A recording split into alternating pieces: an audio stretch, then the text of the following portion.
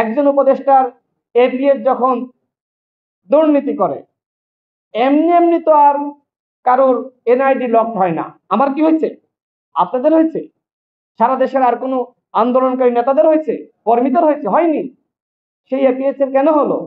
আর আমার প্রশ্ন হলো, এপিএস এত দুর্নীতি করলো, আমাদের মাননীয় উপদেষ্টা আসিফ মাহমুদ তিনি জানতেন না?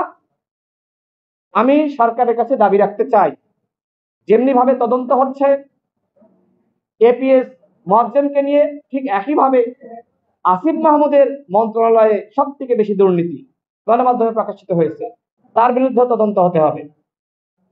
শুধুমাত্র তিনিই নন, প্রত্যেকটা উপদেষ্টার বিরুদ্ধে তদন্ত হতে হবে।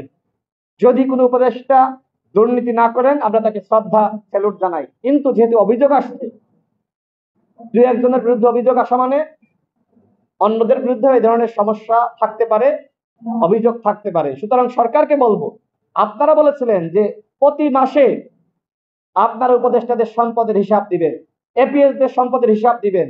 আপনারা নাকি মিনিস্ট্রিতে বলেছিলেন যে কর্মকর্তাদের প্রতি মাসের হিসাব দাখিল করতে হবে। এটি বলার পরে কোন মিনিস্ট্রি সম্পদের হিসাব দিয়েছে? সরকার ছাত্র জনতার আন্দোলনের মাধ্যমে এই সরকার ক্ষমতায় বসেছে, আমরা তাদেরকে ক্ষমতায় বসিয়েছি, কিন্তু সিদ্ধান্ত নেয়ার ক্ষেত্রে যদি এককভাবেই সিদ্ধান্ত নেয়, সেটি কি কোনোভাবে গ্রহণযোগ্য হবে? গ্রহণযোগ্য হবে না। যে কারণে আমরা সরকারকে বারবার অনুরোধ করেছি, সিদ্ধান্ত নেওয়ার ক্ষেত্রে অবশ্যই গণ অভ্যুত্থানে যারা ভূমিকা রেখেছে, যে সকল স্টেক হোল্ডার রয়েছে, তাদের সাথে আলাপ আলোচনার ভিত্তিতে সিদ্ধান্ত গ্রহণ করুন। কিন্তু সরকার সেই স্টেক হোল্ডার, রাজনৈতিক দল, অন্যান্য যারা নেতৃত্ব দানকারী ছিল, তাদের কারোর সাথে আলোচনা করছে না, তারা এককভাবেই সিদ্ধান্ত নিচ্ছে। এই সিদ্ধান্ত আমাকে সেই হাসিনার যে সিদ্ধান্ত, হাসিনার যে একতরফা চিন্তা, সেটিকেই স্মরণ করিয়ে দেয়। আমরা তো গণ অভ্যুত্থানের সরকারের কাছ থেকে এই ধরনের চিন্তা কোনোভাবেই প্রত্যাশা করতে পারি না। গণ অভ্যুত্থানের সরকার হবে ছাত্র জনতার সরকার, গণ অভ্যুত্থানের সরকার হবে এদেশের 18 কোটি মানুষের সরকার। সেই সরকার যদি আলাপ আলোচনা ছাড়াই একটি সিদ্ধান্ত নেয়, সেই সিদ্ধান্ত কোনোভাবেই গ্রহণযোগ্য হবে না। আমি যেটি বলছিলাম যে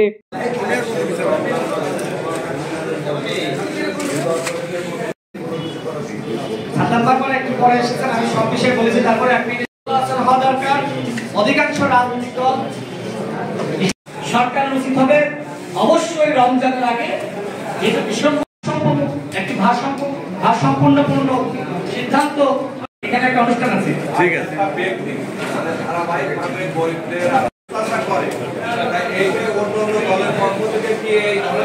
আমি আমার ইতিমধ্যে বক্তব্য ক্লিয়ার করেছি, সেখানে সব প্রশ্ন সব উত্তর রয়েছে।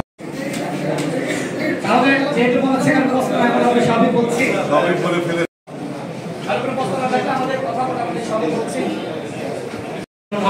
আপনাদের সবাইকে ধন্যবাদ। যদি কারো কোনো প্রশ্ন থাকে আমরা 5 মিনিটের মধ্যে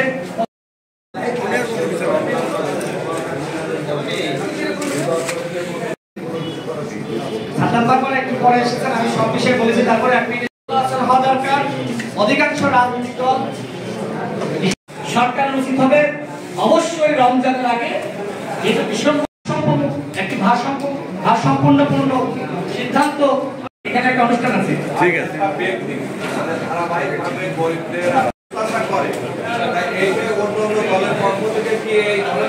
আমি আমার ইতিমধ্যে বক্তব্য ক্লিয়ার করেছি, সেখানে সব প্রশ্ন সব উত্তর রয়েছে। তাহলে যেহেতু সেখানে প্রশ্ন আমরা সবই বলছি,